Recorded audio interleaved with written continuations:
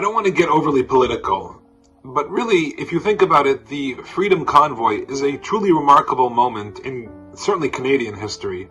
For the first time in my life, I've never seen such a large mass of Canadians really peacefully protesting for something that they firmly believe in. There's been peaceful protests downtown, a few hundred people, but to see such a concerted, organized, cross-country, and now it's even spreading globally, such an effort and determination to make a point is truly remarkable. And whether you agree or disagree, you have to give credit to the organization, to the way that they're peacefully conducting themselves, to the fact that they're coherently speaking to their message and not diverting from it.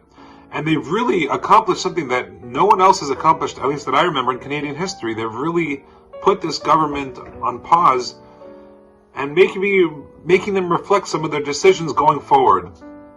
We don't need to get into the politics of it. But a commentator, one of the pundits said a line, and although I usually don't regard their opinions so highly, this pundit said a very, very beautiful point, which I think is a very Jewish point. And he said that people are now realizing that they value and cherish their personal liberties and freedom, perhaps even more than any health concerns. Okay, and we don't have to debate if there are health concerns, if there's not health concerns, if the mandates are helping or not. Not my interest right now. But that line really struck me. That people value and cherish their personal liberties and freedom. Freedom to worship, freedom to live, freedom to write, freedom to express themselves, more than perhaps even any health precautions that they may have or may not have. And that is such a true Jewish maxim. Because one of the greatest paradoxes in all of Judaism, and there are many of them in Judaism, which is okay, they're not contradictions, they're paradoxes, there's a grand difference between the two, was that the Jewish people left Egypt and hundreds of years of slavery and bondage only to go free to become slaves to a different master, God himself. Now, of course, the difference between being a slave to a human master like the Pharaoh and a master like the Almighty is waves of difference. And the idea is that in the Exodus, the Jews found liberation within their slavery, within their newfound bondage to God. One of the great paradoxes of Judaism. And the Almighty understood this. The Almighty said there would be some sort of difficulty in taking a mindset, a deeply embedded mindset of hundreds of years of slavery, tell them to go free, and then all of a sudden pull the wool over their eyes, so to speak, and say, here's a Torah, and now you're slaves to these commandments, so to speak. You're bound and responsible to them.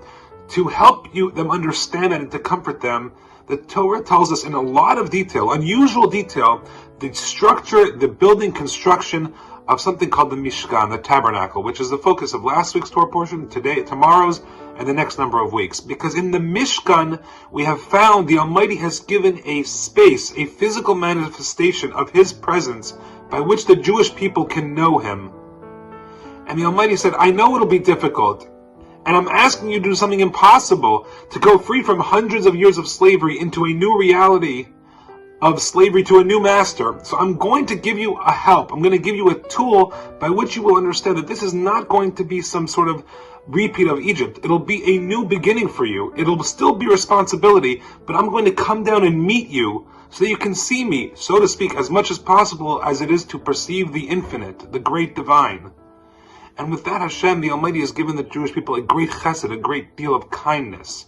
So when we read the Mishkan, when we read the tabernacle, the stories of the tabernacle, the construction of it, the story of the service that Aaron and his descendants did in the tabernacle, we have to realize that the level of detail is important because it shows the incredible kindness that the Almighty did for the Jewish people by telling them, I know this will be difficult, and I know this will be emotionally and mentally challenging, and mental health is so important. And Hashem says, I will give you a tool to help you process this, and that will be a physical manifestation of my presence in this world called the tabernacle.